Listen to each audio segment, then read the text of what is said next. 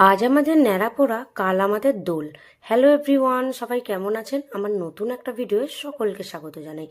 আজ দোল, সবাইকে দোলের অনেক অনেক শুভেচ্ছা ও ভালোবাসা জানিয়ে আজকের ভিডিওটা শুরু করছি।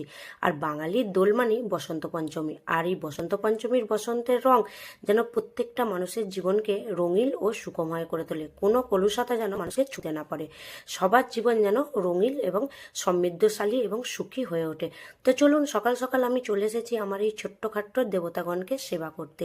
আসলে কি বলুন তো, দেবতাগণ ছোট হোক বা বড় হোক, এদের চাওয়ায় বা আশায় আমাদের কিন্তু সব কিছু পরিপূর্ণ হয়। এরা ছোটই হোক বড়ই হোক, এরারা যদি না চান তাহলে কিন্তু আমাদের জীবন কখনই সুখ, শান্তি এবং সমৃদ্ধিতে ভরে উঠবে না। তাই সকলকে আবির দেওয়ার আগে আমি এখানেই একটু একটু আবির ছুঁয়ে তারপর আজকের দিনটা আমি শুরু করলাম। আর এদিকে দেখুন, আমি মন্দিরেও কিন্তু দিয়ে দিয়েছিলাম।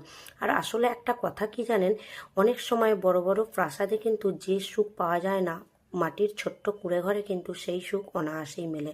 আমার কাছে আজ হয়তো বড় কোনো মন্দির নেই, হয়তো আমি খুবই সামান্য আয়োজন করে একটু পুজো আজা করি, হয়তো আমার দেবতার মূর্তিগুলো খুবই ছোট ছোট, কিন্তু বিশ্বাস করুন এতে আমি কিন্তু অনেক সুখী।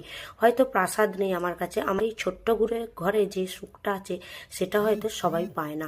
তো চলুন এবার একটু বাইরের দিকে যাওয়া যাক, দেখি বাচ্চাগুলো কি করছে। যেই না গেটটা খুলে বাইরের দিকে বেরিয়েছি, দেখুন সবাই কেমন ছুটোছুটি করছে, যেন মনে হচ্ছে সেই ছোটবেলায় আমাদের গ্রামের হোলি খেলার কথা মনে পড়ে যাচ্ছে।